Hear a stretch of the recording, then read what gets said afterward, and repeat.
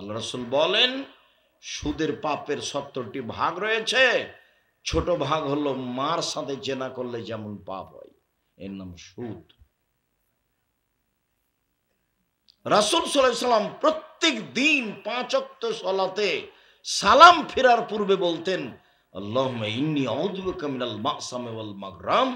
আল্লাহ তোমার কাছে বাঁচতে চাই বড় পাপ হতে, আল্লাহ তোমার কাছে বাঁচতে চাই ঋণ কর্জ হতে, আল্লাহ তোমার কাছে বাঁচতে চাই বড় পাপ হতে, আল্লাহ তোমার কাছে বাঁচতে চাই ঋণ কর্জ হতে, আল্লাহ তোমার কাছে বাঁচতে চাই বড় পাপ হতে, তোমার কাছে বাঁচতে চাই ঋণ কর্জ হতে। ব্যাংকে লোন নেওয়াই মানেই সুদ। লোন নিবা কেন? চকলেট বিক্রি করে খাবা। আমি চকলেট বিক্রি করতে বলেছি এর অর্থ এই নয় যে চকলেট বিক্রি করেই খেতে হবে। আমি বলেছি চকলেট বিক্রি মানে সবচেয়ে কম পয়সার ব্যবসা, যাতে করে ব্যাংক থেকে লোন নেওয়া লাগবে না। কম থেকে কম পয়সার ব্যবসা করো, রুজি হবে ইনশাআল্লাহ। যেটুকু বলছিলাম, সুদ যত বড়ই পাপ হোক না কেন, কোটি কোটি টাকা মানুষ সুদ খেয়েছে, রাতে বলছে আল্লাহ আমি সুদের পাপ বন্ধ, লেনদেন বন্ধ করলাম, তুমি আমাকে মাফ করো, আজ থেকে আমি জিন্দেগিতে আর কোনোদিন সুদ খাবো না। ইচ্ছা করলে আল্লাহ ক্ষমা করে দিবেন। কেন? এই পাপ কার সাথে জড়িত? আল্লাহর সাথে জড়িত। তুমি যে দোকানে বসে আড্ডা পিটে আর একজনের বদনাম করলে, তুমি তো বলো আমার চাচা মানুষই নয়, কি নিয়ে তোমার চাচার সাথে গন্ডগোল বেঁধে গেছে? সেই যে চাচাকে একবারে ধুইয়ে ফেলছো আর বড় ভাইকে হিসাব নাই, দিন রাত বদনাম করেছো, মুখ বন্ধ রাখবে আজকের পরে। এই ছেলে, পশু প্রাণীর মতো থাকো কেন? মানুষের বদনাম করো কেন? মানুষ তো আমাকেও গালি দেয়। গালি দেয় মানে কি? আমার মা দিয়ে শুরু করে, দিয়ে যখন শেষ করে তখন আমি আবার রিং দিয়ে বলি ভাইজান টাকা কি মোবাইলের শেষ হয়ে গেছে? আর মনে হয় কিছু গালি ছিল, আপনি বা থাকলে ওটা দিয়ে নেন, আরো কিছু বলার থাকলে বলে নেন। আমি কোনোদিন কারোর কথা গায়ে নি না। ওর কথা, ওর বদনাম, ওর গিবত আর আমার গায়ে কোনো কাজ করে না। আমার জীবনের ত্যাগ, মানুষের প্রতিশোধ নিব না। আমাকে বলছে আব্দুল হাফিজ চেয়ারম্যান দেবীনগরে, ও আমার ক্লাস ফ্রেন্ড, শেষে বেঞ্চে বসত। তো বলছে আব্দুল রাজাক একটা কথা, কি বল? তো বলছে যে তোদের যে গ্রামের রাস্তা নিয়ে একটু ঝামেলা। তখন আমি বলছি ভাই তুই যা, আমাদের যখন বাড়ির সামনে যাবি তখন রাস্তা ওইভাবে নিয়ে চলে যাবি, আবার এইভাবে আসবি, ভিতরে চলে যাবে, আবার আসবি, কোনো আপত্তি নেই,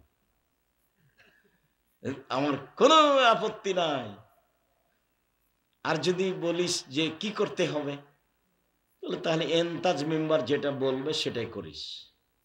বলে তোরা আসবি না? বলে আমরা এইসব সামাজিক বৈঠকে যাই না, এসব কাজে যায় না, যা ভালো লাগবে করবে। আমার বাপ বলেছে যে ছেলের ভাগ্য কি আমি নিয়ে এসেছি? ছেলের জন্য চিন্তা করতে হবে কি করে খাবে না খাবে। আমার বাপ আমাদের জন্য চিন্তা করতেন না, আমি নিজেও আব্দুল্লাহ, আব্দুর রহমান, আব্দুর রহিমের জন্য চিন্তা করি না। ওরা দুনিয়াতে এসেছে, ওদের তাকদির নিয়ে এসেছে, কি করে ওরা খাবে উপরওয়ালা জানে। প্রতিশোধ নিব না, আর কারো পিছে পড়বো না, বদনাম করব না, যে কোনো মূল্যে যা হবে হবে।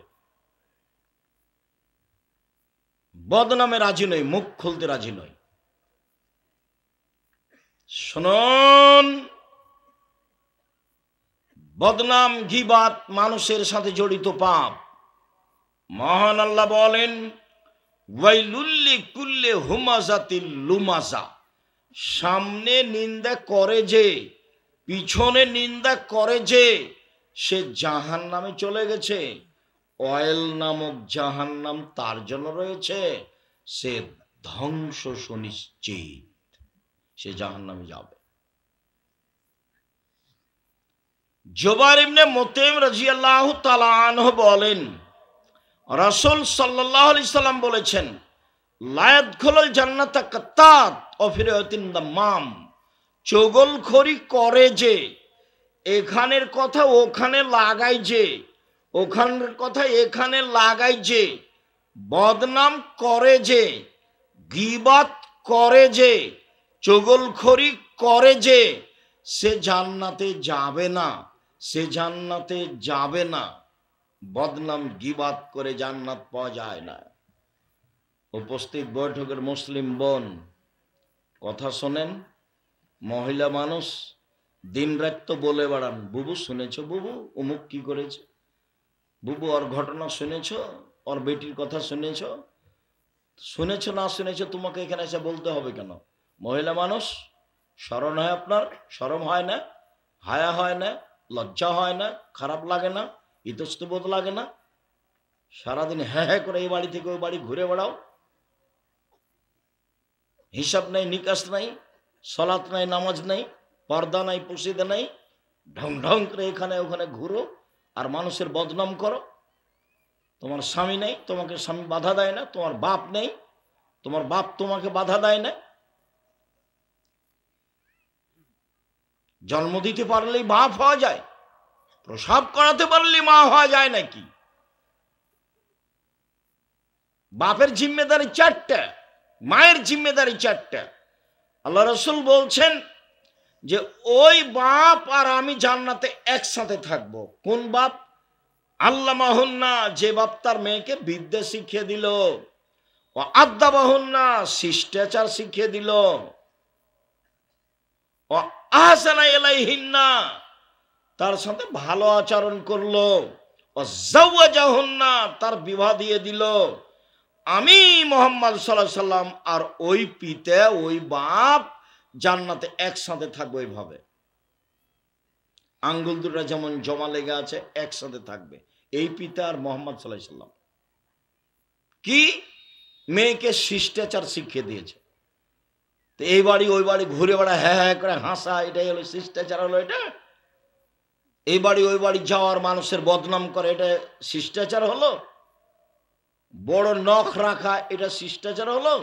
নখে নেইল পালিশ দেওয়া, এটা শিষ্টাচার হলো? ইহুদি খ্রিস্টানদের পতিতালয়ের মেয়েরা নখে নেইল পালিশ দেয়, ইহুদি খ্রিস্টানদের পতিতালয়ের মেয়েরা নখে নেইল পালিশ দেয়, ইহুদি খ্রিস্টানদের পতিতালয়ের মেয়েরা নখে নেইল পালিশ দেয়। তোমার নখে নেইল পালিশ কেন? এই মেয়ে, তোমার নখটা বড় কেন? তোমার বাপ নাই? তুমি হিন্দুর মেয়ে? তোমার বাপ দেখে না? জন্ম দিতে পারলে বাপ হওয়া যায়। শিষ্টাচার কাকে বলে? তুমি ভুরু তলে চিকন করে রেখেছো কেন? তোমার বাপ দেখতে পায় না? তুমি দাঁত ছিলে ফাঁকা ফাঁকা করে রেখেছো কেন? তোমার বাপ দেখতে পায় না? তুমি মাথায় পরচুলা দিয়ে বড় খপ্পা দেখাচ্ছ কেন? তোমার বাপ দেখতে পায় না? তোমার বাপ কি করে? জন্ম দিতে পারলেই বাপ হওয়া যায়? জন্ম দিতে পারলে বাপ হওয়া যায় না। এক, বিদ্যা শিখাতে পারলে বাপ হওয়া যায়। 2, শিষ্টাচার শিখাতে পারলে। তো মাথার চুল খুলে এদিক ওদিক ঘুরছে, তার নামই কি শিষ্টাচার? ভ্যানিটি ব্যাগ নিয়ে চিকন বোরখা পরে চলে যাচ্ছে বাজারে গোদাগাড়ি, তার নামই কি শিষ্টাচার? শিষ্টাচার কি জিনিস? শিষ্টাচার কি জিনিস? বাপ তাকে কি শিখালো? মায়ের জিম্মেদারি 4টা। বহুদিন বলেছি, বক্তব্য দিলেই বলি। জাবের রাদিয়াল্লাহু তাআলা বলছেন, আল্লাহর নবী বললেন, মদিনায় এসেছি, বাড়িতে যাব। বললেন সবাই এখানে থামো, সকালে যাব।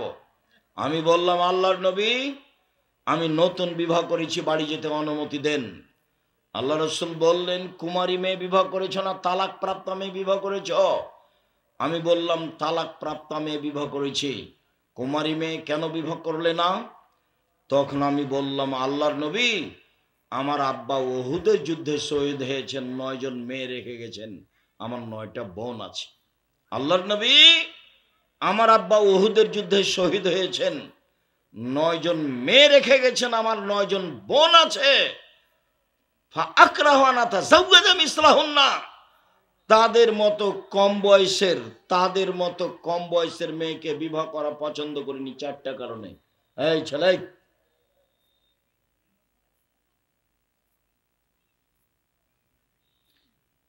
আমার বোনদের মতো কম বয়সের মেয়ে বিবাহ করতে চাইনি আমি 4টা কারণে। এক, লেতুয়াল্লে বাহুন্না, আমার স্ত্রী যেন আমার বোনদেরকে বিদ্যা শিখাতে পারে। 2, অলে তুয়াদ্দে বাহুন্না, আমার স্ত্রী যেন আমার বোনদেরকে শিষ্টাচার শিখাতে পারে। 3, অলে তুরাজ্জেলাহুন্না, আমার স্ত্রী যেন আমার বোনদেরকে সাজগোজ করে পরিপাটি করে রাখতে পারে। 4, অলে তাকুমা আলাইহিন্না, আমার স্ত্রী যেন আমার বোনদেরকে পাহারা দিতে পারে। তার নাম মা। মা কাকে বলে? 1, বিদ্যা শিখাতে পারে বাচ্চাকে। 2, শিষ্টাচার শিখাতে পারে। 3, সাজগোজ করে পরিপাটি করে রাখতে পারে। 4, বাচ্চাকে পাহারা দিতে পারে। তার নাম মা। এবার তুমি বলো, প্রায় ছেলেগুলোর প্যান্টটা টাকনোর নিচে আছে, ওটা ওর মা? বাপে বিবাহ দিয়েছে, স্বামীর কাছে গেছে, তাই বাচ্চা হয়েছে। ও তো জানে না মা কাকে বলে। ও তো দরজাটা বন্ধ করতে জানে না। এই ছেলে, তোমার মা দরজা বন্ধ করতে জানে না, তোমার মা জানালা বন্ধ করতে জানে না, তোমার মা ভাতের পাতিল থেকে ভাত বের করতে জানে না, তোমার মা গামলা থেকে ভাত উঠে দিতে জানে না। শুনুন, এর নাম ইসলাম, মানে মেনে নেওয়া। যে মেনে নেয় তার নাম মুসলিম। একটা কাজ ব্যক্তিগতভাবে চলে না, সব নিয়ম দিয়ে চলে। যে ধর্মে 1 গিলাস পানি পান করতে 5টা বিধান লাগে, সেই ধর্ম কি পীর দিয়ে চলে? সেই ধর্ম কি বড় হুজুর দিয়ে চলে? সেই ধর্ম একজন মানুষ দিয়ে চলে, যার নাম মোহাম্মদ সাল্লাল্লাহু আলাইহি সাল্লাম। শুইলে ডান কাতে শুইতে হয়, এর নাম রাসূলের নীতি। দোয়া পড়ে শুইতে হয়, এর নাম রাসূলের নীতি। ঘুমের ঘোরে স্বপ্ন দেখে যদি খারাপ লাগে, তাহলে সাইড পরিবর্তন করতে হয়, বাম দিকে 3 বার থুতু ফেলতে হয়, নাউজুবিল্লাহ বলতে হয়, অজু করে 2 রাকাত সালাত আদায় করতে হয়। খারাপ লাগলে কাউকে বলতে হবে না, তাহলে এমনিতে মিটে যাবে। আর স্বপ্ন যদি খুব ভালো লাগে, তাহলে কারোর সামনে বলা যায়, এর নাম ইসলাম। সম্মানিত দিনী ভাই বোন, বলছিলাম বদনাম গীবাত মহাপাপ। মহান আল্লাহ বলেন, ইয়া আইয়ুহাল্লাযীনা আমানু ইজতানিবু কাসীরাম মিনায-যান, হে পৃথিবীর মানুষ, তোমরা মানুষের উপরে ধারণা করা থেকে বেঁচে থাকো। ইন্না বাযাদ-যান ইসম, কিছু ধারণায় পাপ হয়। ধারণা, ও মনে হয় আমার কথা বলেছে, ও মনে হয় আমার ব্যাপারে কিছু করেছে, এর নাম ধারণা।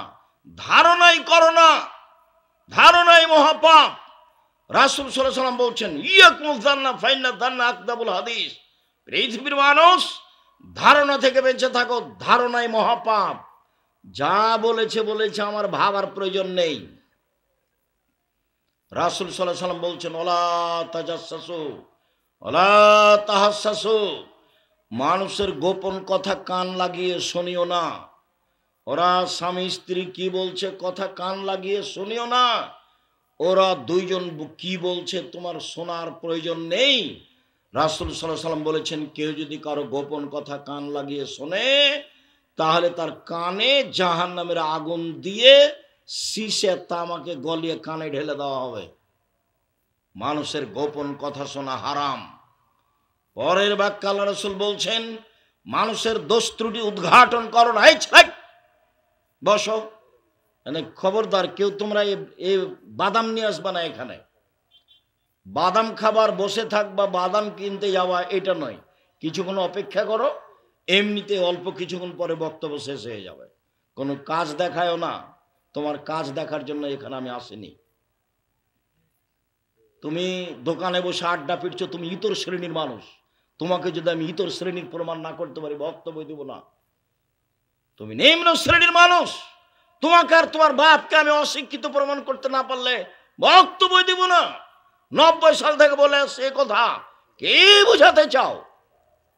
গ্রামে বসবাস করো, সেই জন্য মনে করো যে আমি পশু প্রাণী হয়ে বসবাস করব? তা করবা কেন? মানুষের মতো হয়ে বসবাস করবা। কেউ কোনো জায়গায় থাকা আসলে তাকে সম্মান করতে শিখবা, তাকে মূল্যায়ন করতে শিখবা। কি বলছেন সেটা শুনবা। আমি তো পশু প্রাণী নই, আমি গরু ছাগল নই, আমি মানুষ, আমার দাম আছে। মরলে আমার বিচার হবে। গরু ছাগলের বিচার হয় না, কুকুর শ্রীগালের বিচার হয় না, আমি মানুষ, মরলে আমার বিচার হবে। তবে অল্প কিছুক্ষণ সময় মূল্যায়ন করার চেষ্টা করি। জামিয়া সালাফে সাংবাদিক এসেছে, তা আমাকে জিজ্ঞাসা করছে। আমি তো সাধারণত কারো মুখোমুখি হই না, আমি কি কাজে বসেছিলাম, ওরা এসে ঢুকেছে। ঢুকে বলছে, আপনি আব্দুর রাজ্জাক বিন ইউসুফ? বলে জি। তা আপনার সাথে কিছু কথা ছিল। কি কথা? তো পুরাতন একটা কথা জিজ্ঞাসা করছে, তুমি তোমার সাংবাদিক করা, তোমার রুজি হারাম, কোনো কাজ করে কোনো কাজ করতে পারো না, ভিক্ষা করে খাও, এ কাজে এসেছো কেন? মানুষের দোষ ত্রুটি উদ্ঘাটন করো কেন? সাংবাদিকতা করে তোমার কে খেতে বলেছে? দুনিয়াতে আর কোনো কাজ পাও না, ভিক্ষা করে খাওয়া কেন? মানুষের বাড়িতে কাজ করে খাওয়া, কিষান কামলা দিয়ে দিন গেলে 500 টাকা পাওয়া যাবে, কিষান কামলা দিয়ে খাও। কিষান কামলা দিয়ে খাবা কেন? বাপের জমি আছে, জমি চাষ করে খাও, কাজ করে খেতে শিখো। ঢোড্ডামি করে, ফাইজলামি করে, শয়তানি করে, ধোকাবাজি করে, মানুষের সাথে অন্যায় অবিচার করে, মানুষের দোষ ত্রুটি উদ্ঘাটন করে, পেপার পত্রিকা লিখে অল্প দিন বাঁচতে এসে জাহান্নাম কিনে নিও না। আল্লাহ তাআলা বলছেন, রাসূল সাল্লাল্লাহু আলাইহি ওয়াসাল্লাম বলছেন, তোমরা মানুষের দোষ ত্রুটি উদ্ঘাটন করো না। আমি সবাইকে বুঝাতে পারবো কিনা একটু দেখি মধ্যখানে কথা। রাসূল সাল্লাল্লাহু আলাইহি সাল্লাম বলছেন যে কেউ যদি মানুষের দোষ ত্রুটি ঢেকে রাখে, আল্লাহ বিচারের মাঠে তার দোষ ত্রুটি ঢেকে রাখবেন। এই কথাটার ভিত্তিতে আর একটা বুখারী মুসলিমের হাদিস আপনাকে বলি, দেখি আপনি বুঝতে পারেন কিনা। বিচারের মাঠে আল্লাহ একটা লোককে এভাবে আড় করে নেবেন, তার বাহু দিয়ে আড় করে নিয়ে তার পাপগুলোকে নেকি আমলনামা দেখাবেন, বলবেন দেখো তো এগুলো কি তোমার আমল, পাপ নাকি? বলে জি হ্যাঁ আমারই। তো তুমি কি মনে করছো যে আমার ফেরেশতারা অন্যায় লিখেছে? না, এগুলো অন্যায় লিখেনি। ঠিক আছে, তো তুমি কি আমাকে কিছু বলতে চাও? আল্লাহ বলছেন ওকে, তুমি কি আমাকে কিছু বলতে চাও? জি না, আমি কিছু বলতে চাই না। তখন আল্লাহ বলবেন, শোনো, তুমি মানুষ হয়ে মানুষের দোষ ত্রুটি ঢেকে রাখতে, আমি আল্লাহ হয়ে তোমার দোষ ত্রুটি ঢেকে রাখতে পারি না। যাও, তোমার বিচার হবে না, মাফ করে দিলাম। তা আপনি যে সাংবাদিক, মানুষের দিন রাত দোষ ত্রুটি লিখেন আর পেপারে দেন, তো এটা কি? তা আপনাকে যে আমি বলেছি ভিক্ষা করে খেতে, ভিক্ষা করে খাবেন কেন? ওটা তো আমার একটা কথার গতি, কাজ করে খাবেন। আর ভিক্ষা করা একটা উপার্জনের শেষ পথ, ভিক্ষা করা একটা উপার্জনের শেষ পথ। সব সময় বলি, 1 দিনমজুরি, 2 চাকরি, 3 জমি চাষ, 4 ব্যবসা, ছোট হোক আর বড় হোক। এ হলো 4টে উপার্জনের পথ। যেটা সহজ হবে পৃথিবীতে সেটাই বাছাই করতে হবে। তবে ব্যবসা সবচেয়ে উত্তম পথ।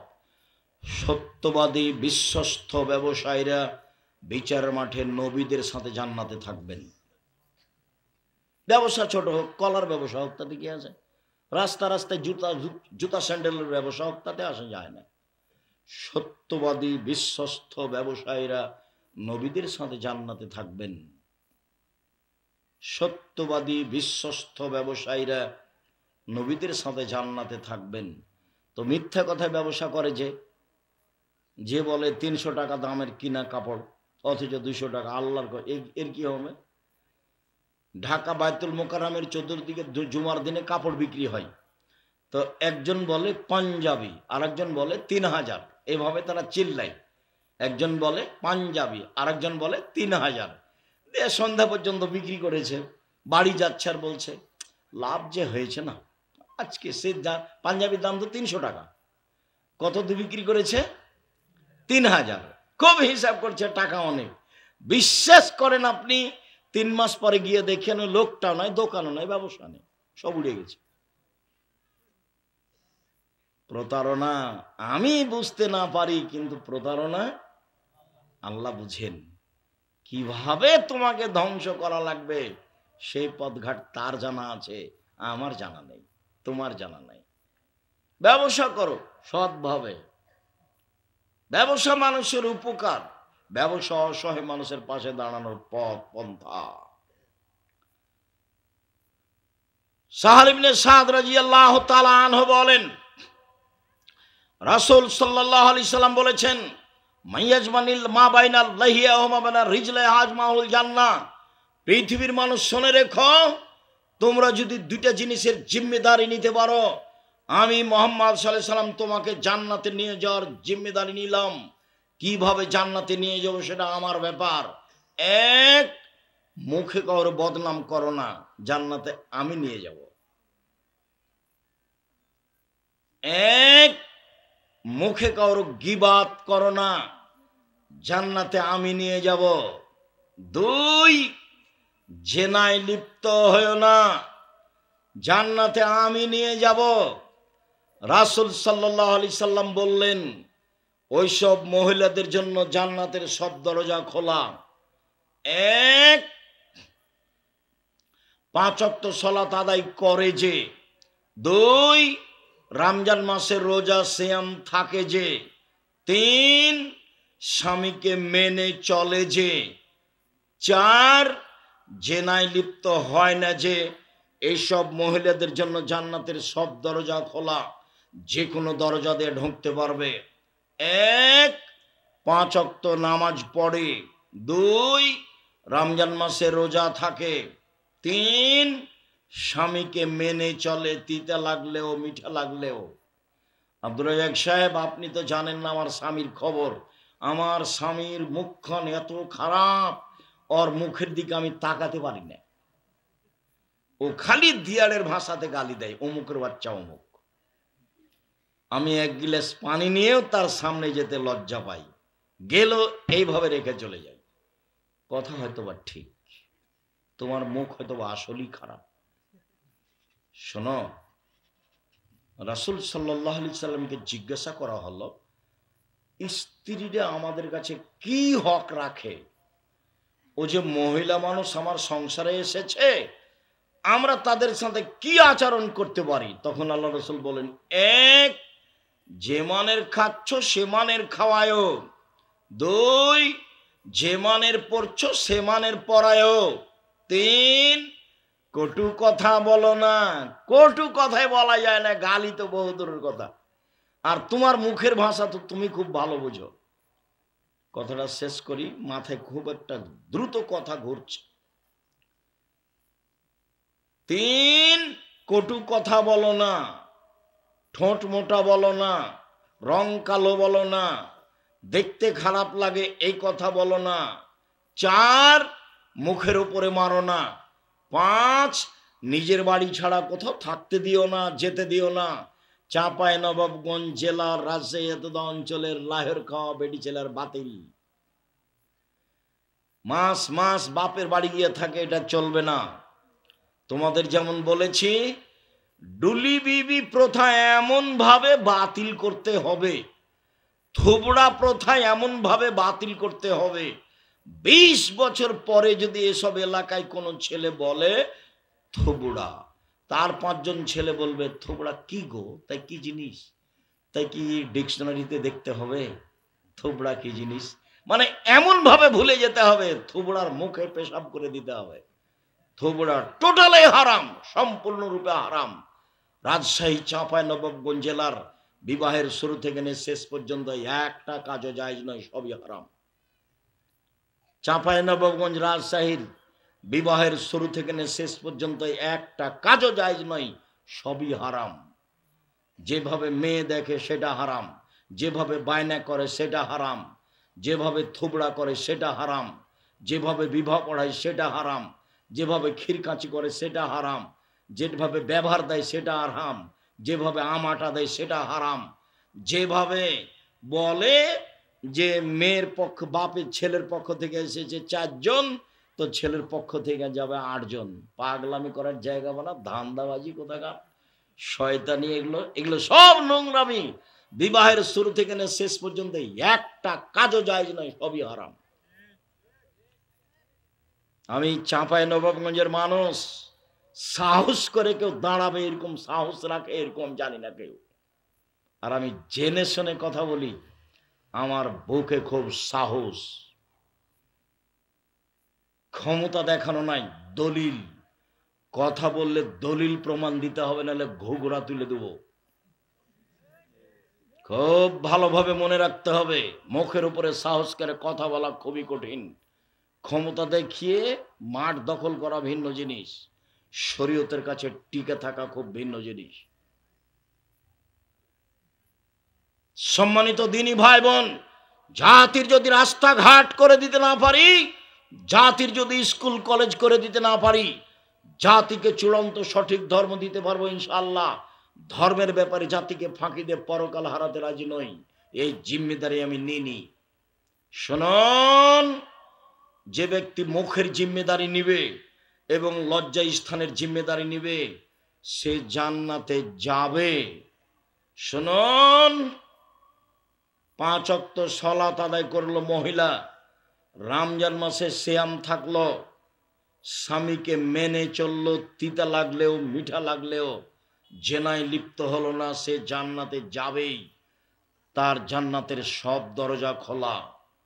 আপনি স্ত্রীকে গালি দিতে পাবেন না, কটু কথা বলতে পাবেন না, মারতে পাবেন না, নিজের বাড়ি ছাড়া কোথাও থাকতে দিবেন না, শ্বশুর বাড়ি যেতে পাবে না, খালার বাড়ি বাপের বাড়ি যেতে পাবে না, খালার বাড়ি যেতে পাবে না, দাদির বাড়ি যেতে পাবে না, জরুরি প্রয়োজন ছাড়া বাড়ি ত্যাগ করতে পারে না। যদি যাও তোমার শ্বশুর বাড়ি, যদি তোমার স্ত্রী যায়, তুমিও সাথে যাও, সকালে যাবা বিকালে চলে আসিও।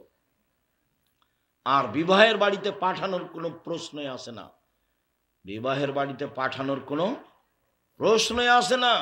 ওটা স্বপ্নেও ভাববা না যে আমার সেলিকার বিবাহ তাই আমার স্ত্রীকে যেতে হবে, এটা স্বপ্ন ভাবিও না যে আমার বড় সম্বন্ধীর বিবাহ তাই আমার স্ত্রীকে যেতে হবে, স্বপ্নেও ভাবিও না। প্রয়োজন হলে আমি যাব। বিবাহের দিন শ্বশুরকে রাগ দেখায়ও না, সব রাগ এখানে নিয়ে এসছে। তখন শ্বশুর জামাইয়ের পা ধরছে, শোনো বাবা বলে যে মাফ, এই ঢং দেখায়ও না, এই ঢং বাতিল। শ্বশুরকে সম্মান করতে শিখো, শ্বশুরকে মূল্যায়ন করতে শিখো। শ্বশুর বাপের স্থানে অবস্থান করে। পৃথিবীর দ্বিতীয় মহাপাপ বাপ মায়ের অবাধ্য চলা, পৃথিবীর দ্বিতীয় মহাপাপ বাপ মায়ের অবাধ্য চলা।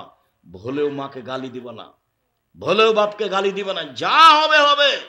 বন্যায় সব ভেসে যাক, চাকরি চলে যাক, অর্থ সম্পদ কেটে যাক, স্ত্রী আমাকে ছেড়ে চলে যাক, তাতে আসে যায় না। আমি মায়ের অবাধ্য চলতে রাজি নই, আমি বাপের অবাধ্য চলতে রাজি না। এইভাবে গড়ে উঠো। মাকে তুমি পরামর্শ দিতে পারো। শোনো, মা তোমাকে একদিন, যেদিন তুমি ছোট ছিলে, কোলে পেশাব করছিলা, বারবার পেশাব করছিলে, তখন তোমার মা একটু আদর করে এভাবে মারছিল, অত পেশাব করিস কেন রে, এটা মায়ের জন্য জায়েজ। এখন তোমার মা তোমার ঘরে তোমার বিছানায় পেশাব করে, তুমি একটু মজাক করে বলতে পাবা না যে এইভাবে পেশাব করলে কিভাবে দেখব। পরিষ্কার করবা তুমি, কাপড় পরিষ্কার করবা তুমি, তোমার মাকে পেশাব করাবা তুমি, পানি খরচ করাবা তুমি, তোমার মাকে কাঁধে নিয়ে যাবা মেডিকেলে তুমি, সব কিছু তুমি করবে। এই জন্য প্রস্তুত থাকো। পায়খানা করাবা তুমি, পেশাব করাবা তুমি, গোসল দিয়ে তুমি, কাপড় পরাবা তুমি। তোমার বউ যদি করে আলহামদুলিল্লাহ, ভালো করুক, নাহলে সব তোমার জিম্মেদারি, তুমি এটা মনে রেখো। মাকে কাঁধে করে হাসপাতালে নিয়ে যাবা তুমি, বাড়িতে নিয়ে আসবা তুমি, তোমার জিম্মেদারি। একদিন তুমি ছিলে তোমার মায়ের কোলে, এখন তোমার মা তোমার কোলে। বুঝাতে পারিনি কথা? একদিন তুমি ছিলে তোমার মায়ের কোলে, এখন তোমার মা হলো তোমার কোলে। মানুষের বয়স বেশি হয়ে গেলে মানুষের হিসাব নিকাশ থাকে না। রাসূল সাল্লাল্লাহু আলাইহি সাল্লাম বলেন, জিজ্ঞাসা করা হলো বাঁচার পথ কি? তখন আল্লাহ রাসূল বললেন, শোনো, মুখ বন্ধ রেখো, বেঁচে যাবা, জান্নাতে চলে যাবা। 2, জরুরি প্রয়োজন ছাড়া বাড়ি ত্যাগ করো না। খাওয়ার পরে হাত ভালো করে মুছেই নি কাপড়ে দোকানের দিকে হাঁটছে, বসে গল্প করবে, সেই জন্য শরম পাও না? এই ছেলে, এই দোকানে যাওয়ার পদ্ধতি, ঢং, গতি, দোকানের সামনে যাওয়া, আসসালামু আলাইকুম, আহমদ লবণ আছে? হ্যাঁ আছে। 1 কেজি লবণ দে তো ভাই। কাঁচামরিচ আছে? আছে 200 কাঁচামরিচ দে। টাকা দিয়ে আসসালামু আলাইকুম। এই পর্যন্ত দোকানের সামনে থাকা যাবে, এর চেয়ে বেশি থাকা যাবে না। তুমি ঘন্টার ঘন্টা আড্ডা পিটো কেন? রাত 12টা পর্যন্ত ওখানে বসে থাকো কেন? কে বলেছে তোমাকে ওখানে চা খেতে হবে? আমি আমার জীবনে কোনোদিন চায়ের স্টলে বসিনি, বেঁচে নাই। আমি নিজের কথা বলছি।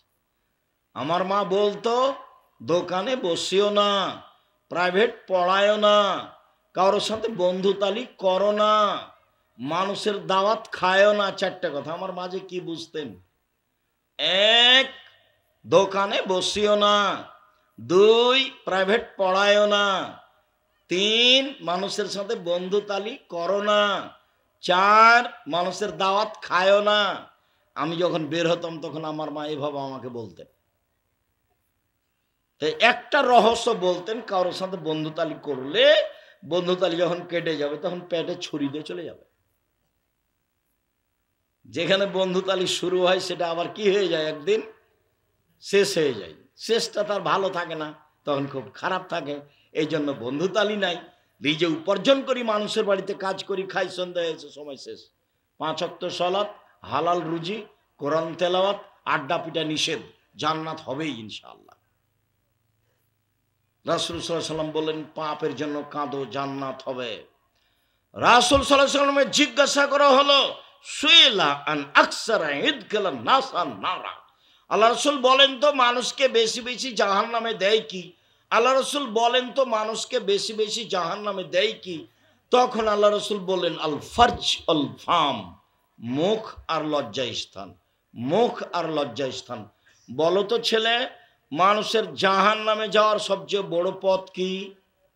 মুখ, লজ্জা স্থান। তুমি যে দোকানে বসে মানুষের বদনাম করছো,